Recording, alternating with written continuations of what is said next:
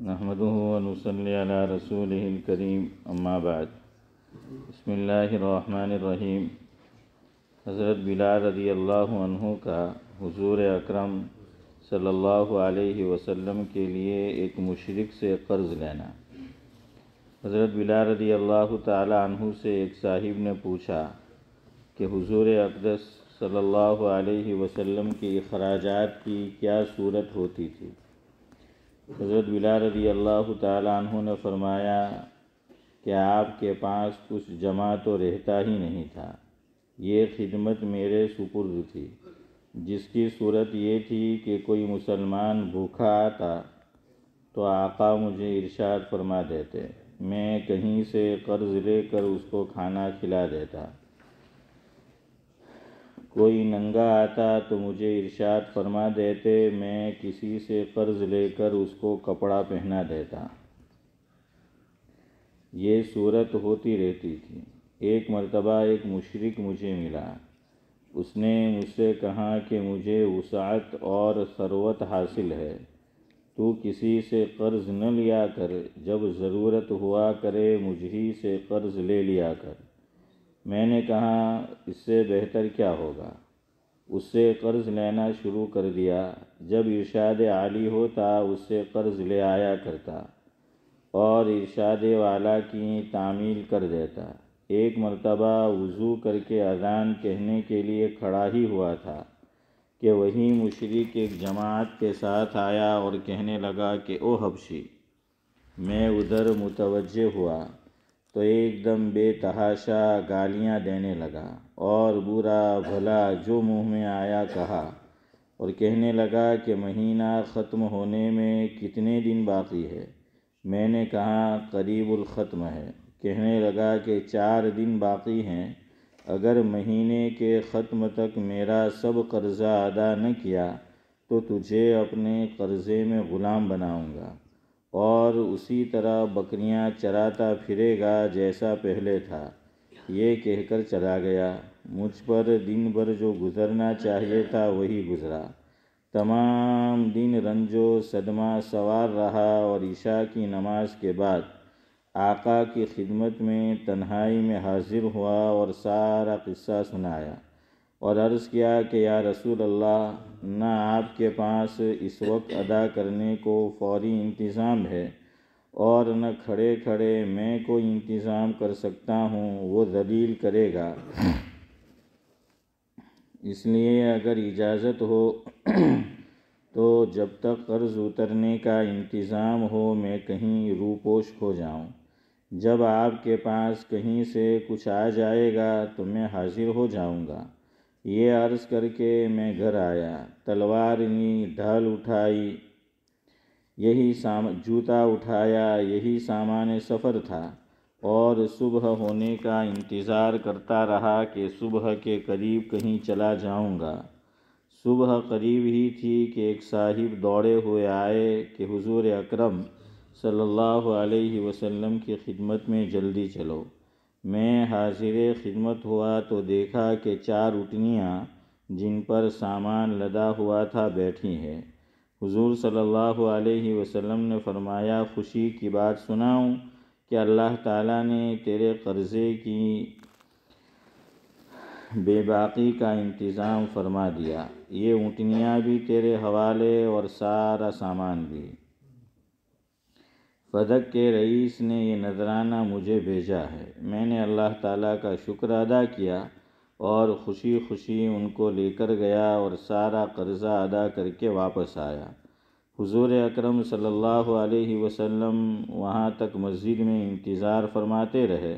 میں نے واپس آ کر عرض کیا کہ حضور، اللہ تعالیٰ کا شکر ہے، حق تعالیٰ نے سارے قرضے سے آپ کو سبکدوش کر دیا اور اب کوئی چیز بھی قرضے کی باقی نہیں رہی۔ حضور اکرم صلی اللہ علیہ وسلم نے دریافت فرمایا کہ سامان میں سے بھی کچھ باقی ہے؟ میں نے عرض کیا کہ جی ہاں کچھ باقی ہے۔ آقا نے فرمایا کہ اسے بھی تقسیم ہی کر دے تاکہ مجھے راحت ہو جائے، میں گھر میں بھی اس وقت تک نہیں جانے کا جب تک یہ مال تقسیم نہ ہو جائے۔ تمام دن گزر جانے کے بعد عشاء کی نماز سے فراغت پر حضور نے صلی اللہ علیہ وسلم دریافت فرمایا کہ وہ بچا ہوا مال تقسیم ہو گیا یا نہیں۔ میں نے عرض کیا کہ کچھ موجود ہے، ضرورت مند آئے نہیں۔ تو حضور اکرم صلی اللہ علیہ وسلم نے مسجد ہی میں آرام فرمایا۔ دوسرے دن عشاء کے بعد پھر آقا نے فرمایا، کہو جی کچھ ہے؟ میں نے عرض کیا کہ اللہ جل شانہ نے آپ کو راحت عطا فرمائی کہ وہ سب نمٹ گیا۔ حضور صلی اللہ علیہ وسلم نے اللہ جل جلالہ کی حمد و ثنا فرمائی۔ حضور کو یہ ڈر ہوا کہ خدا نخواستہ موت آ جائے اور کچھ حصہ مال کا آپ کی ملکیت میں رہے۔ اس کے بعد گھروں میں تشریف لے گئے اور بیویوں سے ملے۔ فائدہ: اللہ والوں کی یہ بھی خواہش رہتی ہے کہ ان کی ملکیت میں مال و متاع کچھ نہ رہے۔ پھر حضور اکرم صلی اللہ علیہ وسلم کا تو کیا پوچھنا، جو سارے نبیوں کے سردار، سارے اولیاء کے سرتاج، حضور کو اس کی خواہش کیوں نہ ہوتی کہ میں دنیا سے بالکل فارغ ہو جاؤں۔ میں نے معتبر ذرائع سے سنا ہے کہ حضرت اقدس مولانا شاہ عبد الرحیم صاحب رائے پوری نور اللہ مرقدہ کا یہ معمول تھا کہ جب نذرانوں کی رقم کچھ جمع ہو جاتی تو اہتمام سے منگوا کر سب تقسیم فرما دیتے، اور وصال سے پہلے تو اپنے پہننے کے کپڑے وغیرہ بھی اپنے خادم خاص حضرت مولانا شاہ عبد القادر صاحب کو دے دیے تھے، اور فرمایا تھا کہ بس اب تم سے مستعار لے کر پہن لیا کروں گا۔ اور اپنے والد صاحب علیہ الرحمہ کو میں نے بارہا دیکھا کہ مغرب کے بعد جو کوئی روپیہ پاس ہوتا وہ کسی قرض خواہ کو دے دیتے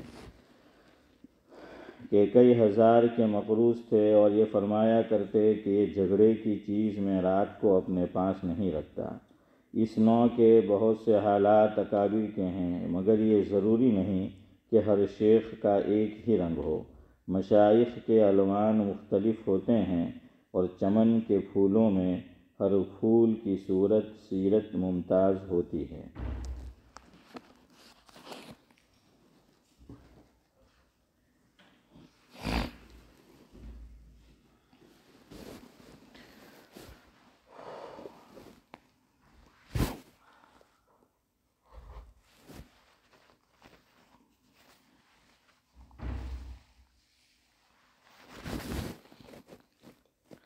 بزرگان محترم،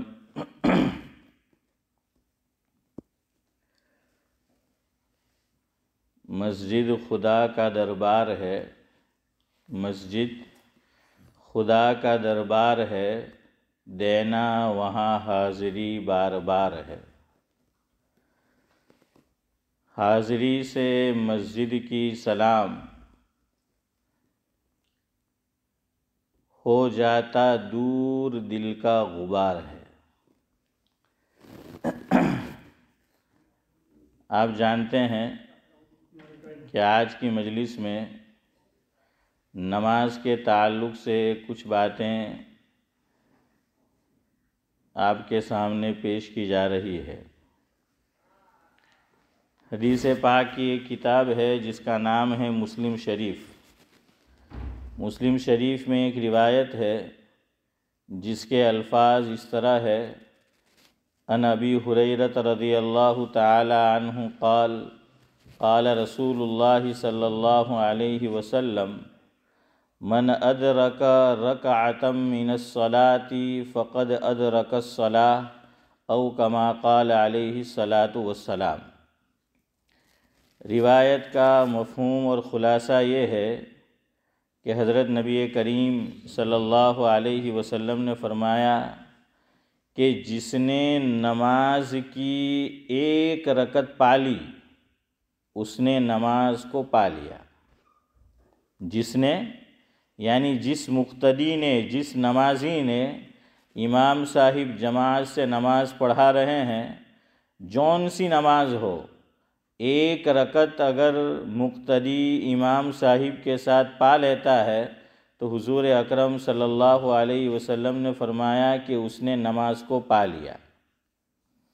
اب یہاں سوچنے کی چیز ہے، ہمارا ٹارگیٹ تو یہ ہوتا ہے عام طور پر کہ ہم یہ کوشش کرتے ہیں کہ امام صاحب سلام پھیرے اس سے پہلے شامل ہو جائے، ہے نا علی بھائی؟ ہاں، کہ امام صاحب سلام پھیرے اس سے پہلے شامل ہوں گے، اور یہ سمجھتے ہیں کہ بھئی ہم نے تو نماز کو پا لیا، چونکہ امام صاحب نے ابھی سلام پھیرا نہیں ہے۔ یہاں ایک مسئلہ سمجھو، بہت سے لوگ اس مسئلے میں غلط فہمی کا شکار ہے۔ نماز میں نورانی بھائی کتنے سلام ہیں؟ ارے بولو یار، ایک تو یہی عبدالسلام ہے حنیف بھائی؟ 2 سلام ہیں نماز کے اندر، اور ویسے یہاں بھی 2 عبدالسلام ہیں، ایک وہ بیٹھے ہیں، ایک یہ بیٹھا ہے۔ ہاں، تو بہرحال 2 سلام ہیں نماز کے اندر۔ ایک اور غلط فہمی ہم لوگوں کو، اور اوروں کی بات چھوڑے، اس غلط فہمی کا شکار میں خود بھی رہا ایک عرصے تک، چونکہ کسی نے بتایا ہی نہیں اور نہ کسی سے سنا کبھی۔ جب کتابیں پڑھنے کی توفیق ہوئی تو پتہ چلا کہ مسئلہ تو یوں ہے۔ بہت سے لوگ کیا سمجھتے ہیں، امام صاحب بیٹھے ہوئے ہیں قعدے کے اندر، جون سی نماز ہو، فجر ہو، ظہر ہو، عصر ہو، مغرب ہو، عشاء ہو، تو کیا کریں گے؟ جلدی جلدی آئیں گے۔ پہلی بات تو سنو، آپ صلی اللہ علیہ وسلم نے حدیث پاک میں فرمایا، جس کا مفہوم یہ ہے کہ مسجد میں دوڑتے ہوئے مت آؤ، مسجد میں بھاگتے ہوئے مت آؤ۔ اور حدیث میں 2 لفظ ہے، علیکم بالسکینہ، ایک تو سکینہ کا لفظ ہے اور دوسرا وقار کا لفظ ہے۔ حالانکہ ایک ہی لفظ بیان فرما دیتے تو کافی تھا، لیکن حضور نے 2 لفظ استعمال فرمائے کہ جب اللہ تعالیٰ کے گھر میں، اللہ تعالیٰ کے دربار میں داخل ہو تو سکون اور وقار کے ساتھ آؤ۔ کیوں بھائی؟ وہ اس لیے کہ یہ اللہ تعالیٰ کا دربار ہے، یہ شاہی دربار ہے۔ میں اور آپ جو بیٹھے ہوئے ہیں یہ شاہی جگہیں ہیں، یہ شاہی جگہ ہے، اور یہ وہ جگہ ہے کہ قیامت میں جب سب چیز فنا ہو جائے گی اور زمین سے جو چیزیں اٹھا کر جنت میں لے جائے گی، ان میں ایک وہ جگہیں ہیں کہ جس کا نام مسجد ہے۔ یہ مسجد کی جگہیں بھی جنت کے اندر جو ہیں وہ اٹھا لی جائے گی، تو یہ شاہی جگہ ہے۔ کتنی جگہ شاہی ہے؟ جتنی مسجد کی نیت کی ہے۔ ہماری جو یہ مسجد ہے اس میں یہ 4 دروازے ہیں، حیدرآباد میں 4 مینار ہے، اور اسٹامفورڈ ہل میں 4 دروازے ہیں۔ تو یہ جو 4 دروازے ہیں، یہاں سے لے کر یہ جو دیوار ہے یہاں تک یہ مسجد شرعی ہے۔ باہر کا جو حصہ ہے، پیسیج ہے، کچن ہے، وضو خانہ ہے، وہ بھی مسجد ہے، لیکن اس کا نام مسجد عرفی ہے، اور اس کا نام مسجد شرعی ہے۔ تو اصل مسجد یہی ہے۔ تو بھائی میں اور آپ اگر کبھی کسی بادشاہ کے دربار میں جانے کا موقع مل جائے، پرائم منسٹر کے دربار میں جانے کا موقع مل جائے، ارے اسے چھوڑے، کسی منسٹر کے دربار میں جانے کا موقع مل جائے تو آدمی بھاگ کر جاتا ہے یا وقار کے ساتھ جاتا ہے؟ وقار کے ساتھ جاتا ہے، سکون کے ساتھ جاتا ہے، اطمینان کے ساتھ جاتا ہے، بلکہ ہر قدم پر وہ اپنا جائزہ لیتا رہتا ہے کہ کہیں میں اس طرح تو حاضر نہیں ہو رہا کہ وہ ناراض نہ ہو جائے اور اس کو ناگوار گزرے میرا چلنا، میرا اس کے پاس آنا۔ اسی طرح آدمی چاہتا ہے کہ کسی بڑے کے دربار میں جائے تو اچھا لباس پہن کر جائے، دربار کو چھوڑیے، ہمیں کسی شادی ہی میں جانا ہو تو کباٹ میں سے اور وارڈروب میں سے مرد تو شاید نہیں لیکن عورتیں 10 جوڑے نکال کر 9 رکھتی ہے اور ایک کو پھر جو ہے وہ پہنتی ہے۔ اور بعض مرد بھی ذاکر بھائی عورت کی طرح ہوتے ہیں۔ ارے نزاکت تو عورتوں کا خاصہ ہے، عورتوں پہ جچتا ہے۔ بعض مرد بھی آئینے کے سامنے یوں اور کبھی یہ پرفیوم کبھی وہ پرفیوم ہے، کبھی کیا جوتا، کبھی کیا جو ہے چپل پہنی، یہ سب نزاکت ہے، یہ تو عورتوں کا خاصہ ہے۔ تو بہرحال آدمی شادی میں بھی جاتا ہے ڈھنگ کا لباس پہن کر جاتا ہے، کسی کے دربار میں جاتا ہے ڈھنگ کا لباس پہن کر جاتا ہے۔ اور قرآن کریم میں اللہ رب العزت نے ایک مقام پر سید بھائی ارشاد فرمایا کہ یا بنی آدم خذوا زینتکم عند کل مسجد۔ فرمایا جس کا مفہوم یہ ہے کہ اے ابن آدم، جب تم میرے گھر میں آؤ، میری مسجد کے اندر آؤ تو کیا کرو؟ زینت حاصل کر آؤ۔ میلے کچیلے لباس میں، پھٹے پرانے لباس میں، بدن سے بو آ رہی ہے، منہ سے بدبو آ رہی ہے، فرمایا اس طرح مت آؤ، زینت حاصل کر کے آؤ، زینت اختیار کر کے آؤ میرے گھر میں۔ یہ اللہ رب العزت خود قرآن کریم کے اندر فرما رہا۔ حضرت مولانا مفتی سعید احمد صاحب پالنپوری نور اللہ مرقدہ کی ترمذی شریف کی تقریر جو دارالعلوم دیوبند میں ہوتی تھی، وہ کتابی شکل میں چھپ چکی ہے، جس کا نام ہے تحفۃ الالماعی۔ اس میں حضرت نے ایک مزیدار بات سنائی ہے اس آیت کے تحت کہ قرآن میں اللہ نے فرمایا کہ یا بنی آدم خذوا زینتکم عند کل مسجد، کہ جب مسجد میں آؤ تو زینت کے ساتھ آؤ۔ تو حضرت نے فرمایا کہ ایک صاحب کی عورت کا نام زینت تھا،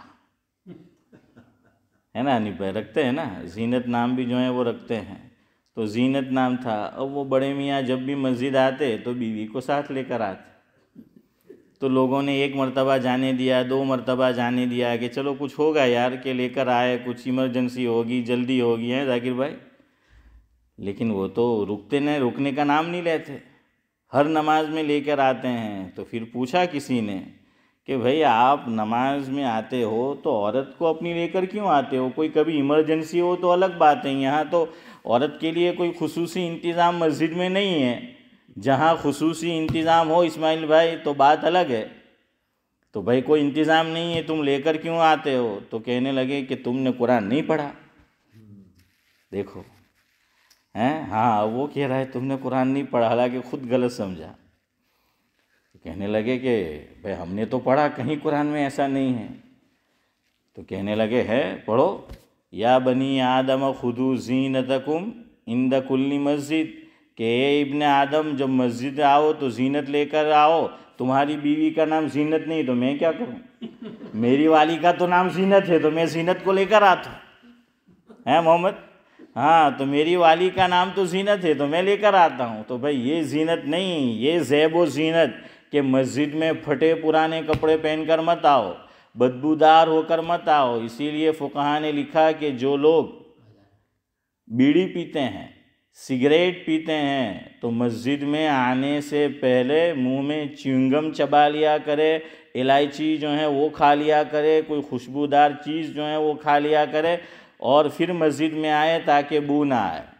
اور انسانوں کو بو آئے یا نہ آئے، فقیہ العصر، سید السادات، مفتی اعظم ہند حضرت مولانا سید مفتی عبد الرحیم صاحب لاجپوری نور اللہ مرقدہ نے فتاوی رحیمیہ کے اندر ایک جگہ پر تحریر فرمایا ہے، جس کا مفہوم اور خلاصہ یہ ہے کہ فرشتوں کی حس بہت زیادہ ہے، کیونکہ فرشتے خود لطیف ہے، ان میں لطافت ہے۔ تو میری اور آپ کی جو حس ہے، نورانی بھائی حس تو سمجھتے ہیں نا، حس سمجھ رہے ہو نا، حس، ہاں تو ہماری جو حس ہے کہ ہم جو سونگھتے ہیں، پتہ ہمیں چلتا ہے ہم سے زیادہ فرشتوں کی حص ہے۔ تو کسی کو بو آئے یا نہ آئے، فرشتوں کو آتی ہے، لہذا ایسی چیزیں کھا کر پی کر مسجد میں مت آؤ۔ یہی حکم کچے پیاز کا ہے کہ کچا پیاز کھا کر بھی جب تک منہ کی بو زائل نہ کرو مسجد میں نہ آؤ۔ یہی حکم پان پراگ کا، مانک چند کا، ویمل کا، یہ جو گٹکے کھاتے ہیں اس کا ہے۔ دیکھیے سادہ تمباکو، اس سے عام طور پہ منہ میں بو نہیں آتی، جیسے حضرت مفتی سعید احمد صاحب پالنپوری رحمۃ اللہ علیہ کھاتے تھے، اس میں اتنی بو نہیں ہوتی۔ لیکن جب اس کو ماوا بنا دیا جاتا ہے، ویمل کی شکل میں تبدیل ہو جاتا ہے اور مانک چند کی شکل میں جو ہے وہ تبدیل ہو جاتا ہے۔ انڈیا میں لکھا ہوتا ہے ذاکر بھائی، اونچے لوگ اونچی پسند، مانک چند۔ میں نے کہا سب غریب کھاتے ہیں جن کی نیچی پسند ہیں، اوپر والے تو کھاتے نہیں۔ تو بہرحال چونکہ وہ پڑھا لکھا طبقہ ہے، وہ جانتا ہے۔ بہرحال میں آپ کو یہ کہہ رہا تھا یہ چیزیں کھا کر مت آیا کرو۔ ہمارے یہاں اس طرف سے بھی بہت بے توجہی پائی جاتی ہے۔ تو مسجد میں آؤ، ڈھنگ کا لباس پہن کر آؤ۔ ڈھنگ کا لباس کیا ہے؟ ہاف آستین پہن کر مسجد میں آ کر نماز پڑھنا مکروہ ہے، چاہے پھر وہ جبہ ہو، چاہے شرٹ ہو، چاہے ٹی شرٹ ہو۔ تو زینت اس کا نام ہے کہ پوری آستین ہو۔ بغیر سر ڈھکے ہوئے نماز پڑھنے آنا، عادت بنا لینا، یہ مکروہ ہے۔ کبھی کوئی ایمرجنسی ہو تو الگ بات ہے۔ زینت اسلام میں ٹوپی کے ساتھ ہے۔ میں اور آپ جس کو زینت سمجھتے ہیں وہ زینت مراد نہیں ہے، شریعت جس کو زینت سمجھتی ہے وہ زینت مراد ہے۔ اور پہلے دور سے ٹوپی یہ مسلمان کا جو لباس ہے اس میں زینت کا حصہ ہے۔ اور حضور کئی قسم کی ٹوپی پہنا کرتے تھے۔ حضر کی ٹوپی حضور کی الگ ہوتی تھی، سفر کی ٹوپی حضور کی جو ہے وہ الگ ہوتی تھی۔ اتنا اہتمام آقا نے کیا ہے۔ اب لوگ بغیر ٹوپی کے نماز پڑھنا سنت سمجھتے ہیں۔ بعض لوگ سنت سمجھ کے پڑھتے ہیں اور جان بوجھ کے ٹوپی نہیں پہنتے۔ تو زینت میں یہ بھی جو ہے وہ داخل ہے۔ بہرحال میں آپ کو یہ سمجھا رہا تھا کہ مسجد میں سکون کے ساتھ آؤ، وقار کے ساتھ آؤ، اس لیے دوڑتے ہوئے نہیں آنا ہے۔ ہم میں سے بہت سے لوگ وہ امام صاحب رکوع میں ہو، یا یہ کہ جیسے مثال دوں مغرب کی نماز ہو رہی ہے اور امام صاحب تلاوت کر رہے ہیں فَصَلِّ لِرَبِّكَ وَانْحَرْ إِنَّ شَانِئَكَ هُوَ الْأَبْتَرُ، تو اب اس نے سنا، وہ دروازے کے پاس آیا کہ یہ تو ابتر ہے، تو حالت وہیں سے بدتر ہو جاتی ہے۔ ہاں وہیں سے بدتر ہو جاتی ہے ذاکر بھائی، اور دوڑنا جو ہے وہ شروع کرتا ہے۔ اب اس میں نماز ہی کھو دیتا ہے اسماعیل چچا۔ کیسے؟ اللہ اکبر، کھڑے ہو کر اللہ اکبر کہنا فرض ہے۔ اب جلدی جلدی میں وہ ہاتھ تو اٹھاتا ہے، ہاتھ اٹھانا نماز میں سنت ہے، اور زبان سے اللہ اکبر کہنا فرض ہے۔ اگر کسی نے بالکل ہاتھ نہیں اٹھایا نورانی بھائی تب بھی اس کی نماز ہو جائے گی، لیکن اللہ اکبر نہیں کہا نماز نہیں ہوگی۔ اور یہ اللہ اکبر کھڑے ہو کر کہنا ہے، کھڑے کھڑے کہنا ہے۔ اب وہ بھاگتے ہوئے آتے ہیں تو ہاتھ تو اٹھائے، وہ یہ سمجھتا ہے کہ میں نے تو کال مار لیا کہ کاننا ہاتھے ٹچ થઈ ગયો، આપણો અંગૂઠા કાનના હાથે ટચ થઈ ગયો તો એવું સમજે કે આ તો ટચ થઈ ગયું એટલે આપણી નમાઝ જે છે તે ચાલુ થઈ ગઈ ને અલ્લાહુ અકબર જે છે તે પછી રૂકુમાં જઈને કહે, રૂકુમાં જઈને કહે એટલે નમાઝ ગઈ। ہاں نماز گئی۔ اب ایسا نمازی اور ایسا مسلمان نماز پڑھ کر بھی خدا کے دفتر میں بے نمازی، وہ تو یہ سمجھتا ہے کہ میں نے نماز پڑھ لی، وہ تو یہی سمجھتا ہے، لیکن خدا کے دفتر میں وہ بے نمازی لکھا گیا۔ کیوں؟ اللہ اکبر جو پہلی تکبیر تحریمہ ہے یہ امام پہ بھی فرض ہے اور ہر مقتدی پہ فرض ہے۔ ہر مقتدی کو زبان سے کہنا ہے، زور سے کہنا ہے، اتنا زور سے کہے کہ خود سنے، اتنی زور سے کہنا ہے۔ ویسے ہی مائنڈ میں، تصور میں، خیال میں، دماغ میں سوچ لیا تب بھی نماز نہیں ہوگی۔ پہلا اللہ اکبر زور سے کہنا ہے کہ خود سن سکے، اور یہ رکوع میں جا کر اس نے کہا تو نماز ہی نہیں ہوئی۔ تو اس لیے حضور نے فرمایا کہ بھائی چھوڑ دو۔ ایک مرتبہ حدیث پاک میں ہے، بڑا عجیب واقعہ پیش آیا۔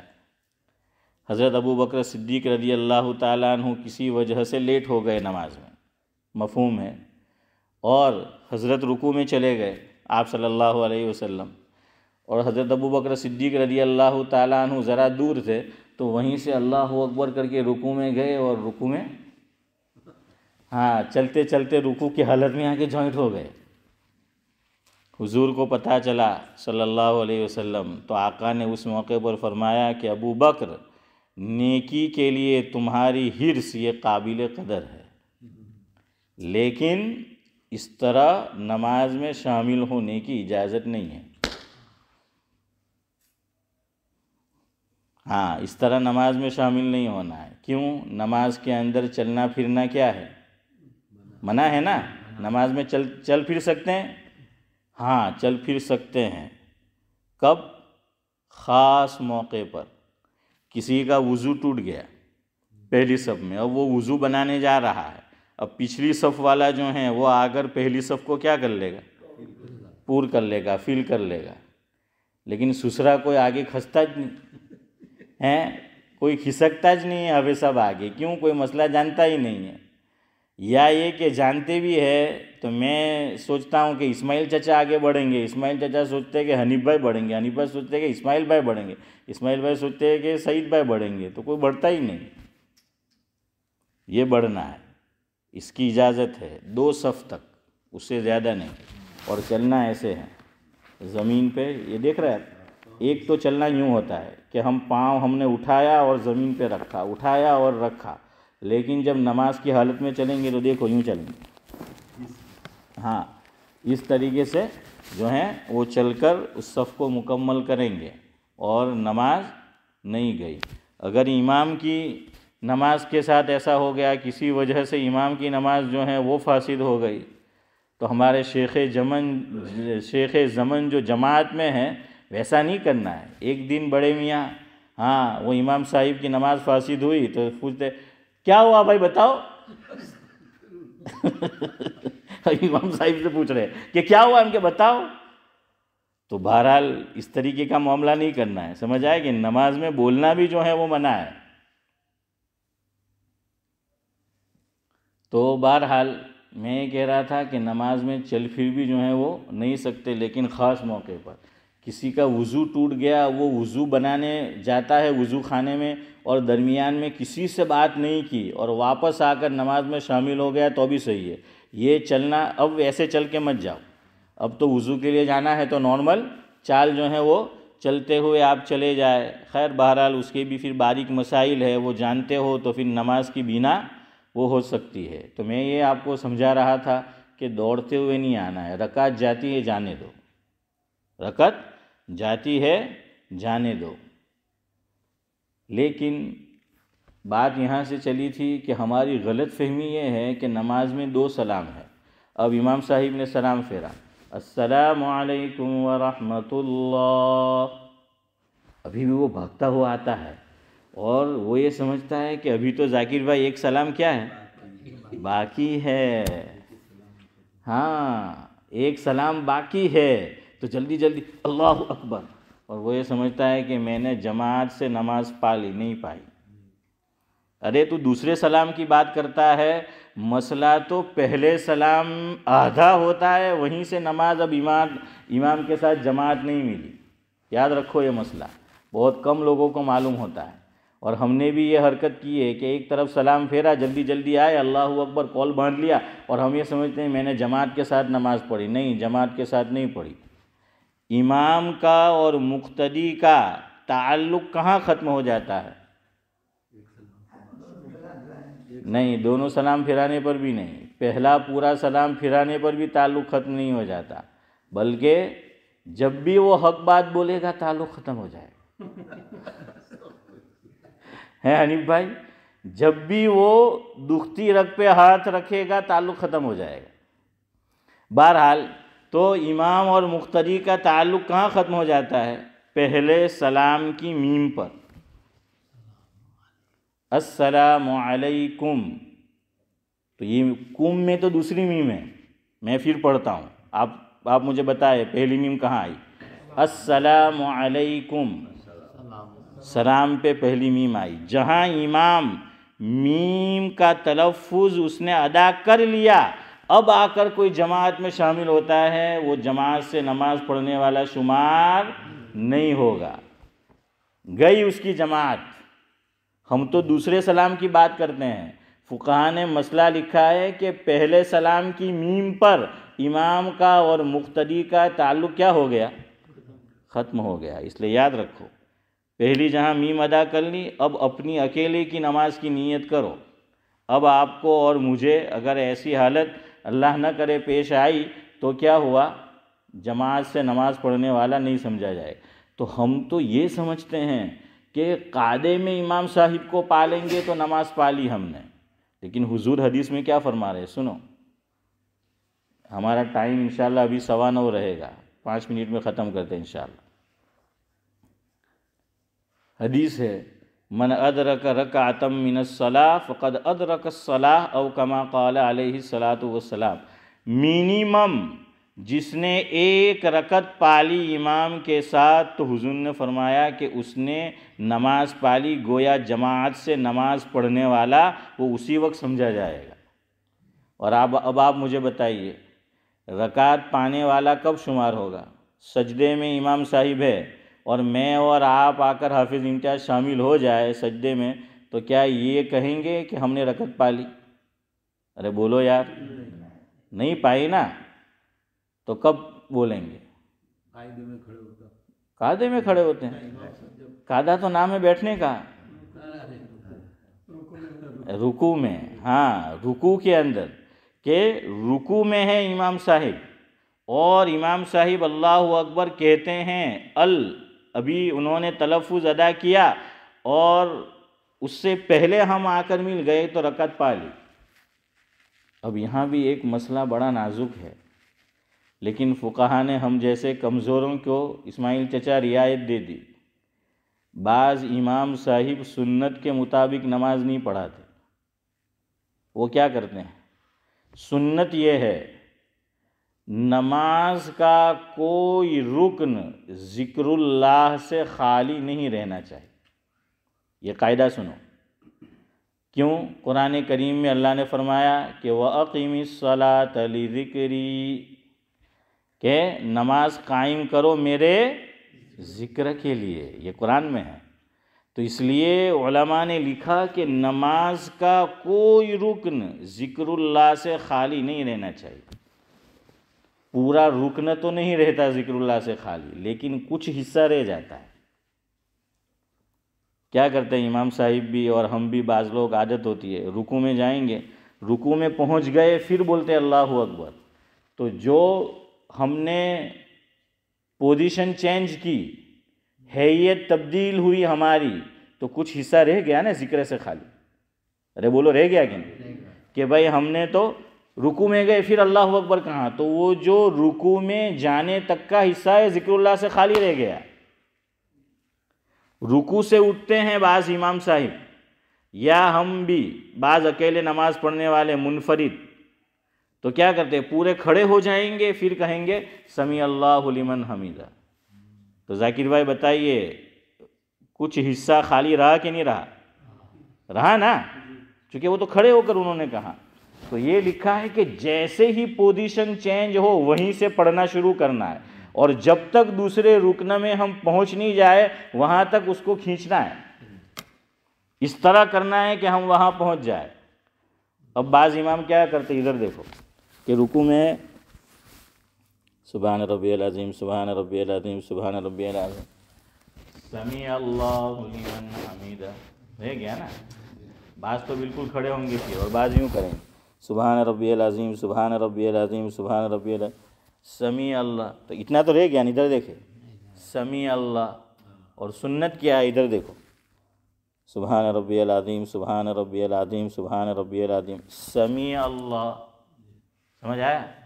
تو اب مقتدی کی نماز کا مسئلہ ہے کہ امام نے یوں کیا سبحان ربی العظیم سبحان ربی العظیم سبحان ربی العظیم سمیع اللہ لمن حمیدہ، تو اب وہ مقتدی کیا سمجھا؟ امام تو کھڑا ہو گیا ہے اور اس وقت وہ رکوع میں جا کر ملا ہے. اعتبار قرات وہ اس کے کیا ہے تلفظ کا نہیں ہے، اللہ اکبر تکبیر کا، اعتبار پوزیشن چینج کرنے کا ہے. لیکن 8-10 صف کے بعد وہ نمازی آ کر جوائنٹ ہو رہا ہے، اس کو کہاں نظر آئے گا؟ اور امام صاحب تو رکنا وہ تبدیل ہو گیا، بعد میں بولے ہیں وہ. تو بظاہر تو مقتدی یہی سمجھا جائے گا کہ اس نے وہ رکعت نہیں پائی، لیکن وہ تو یہی سمجھتا ہے. وہ تو کس پہ دھیان دیتا ہے؟ آواز پہ. ہاں آواز پہ. تو وہ تو آواز سے یوں اندازہ لگاتا ہے کہ میں نے رکعت پا لی. اب اس میں قصوروار مقتدی نہیں ہے، قصوروار امام صاحب ہے. امام صاحب کو امام بننے سے پہلے، مصلی پہ چڑھنے سے پہلے امامت کے مسائل سے واقفیت ضروری ہے تاکہ دوسروں کی نماز خراب نہ کرے. لیکن اللہ جزائے خیر دے فقہا کو کہ ہر اعتبار سے ہم کمزور ہیں بھائی محمد. تو اس لیے کیا کہا کہ یار چلو کوئی بات نہیں، امام صاحب نے جو بولا ہے، جو الفاظ نکلے ہیں اور مقتدی نے سنا، اسی کا اعتبار کر لیں گے. لیکن امام صاحب اگر ایسا کرتے ہیں تو ان کو محبت سے تنہائی میں بتائیں گے بھی بعد میں کہ بھائی آپ ایسی عادت بنا کر مت رکھو. سمجھ آیا؟ ہاں. تو یہ بڑے نازک مسائل ہیں نماز کے بھی، لیکن ہم تو ٹڑخاتے رہتے ہیں. ہماری نماز تو سعید بھائی کیسی ہے، وہ پہلے گھڑی آتی تھی چابی والی، چابی دے دی، اب وہ چلتی رہتی ہے. جہاں وہ پاور ختم ہوا تو بجے ہیں جو ہیں 9:30 اور دکھا رہے 9:16. پوچھے کہ بھائی کتنے ہوئے تھے کہ 9:16 کہ 20 تو میں گھر سے نکلے رہا نہ ہمیں 9 نے ہول کہاں تھی تھے. تو پچھی کہ یار એવું લાગે کہ ہماری گلیاڑ چائے پیتی ہے. تو چلے آپ تو چائے پی کے آئے ہوں گے، مجھے جا کے پینی ہے. تو وقت ہو گیا ہے، جو کچھ کہا سنا گیا قابل عمل باتوں پر اللہ عمل کی توفیق دے. کل انشاءاللہ مجلس نہیں ہوگی، کچھ کام ہے. جمعرات کو انشاءاللہ جمعرات کو مجلس کریں گے. سبحان اللہ و بحمدہ، سبحانک اللہم و بحمدک، نشہد ان لا الہ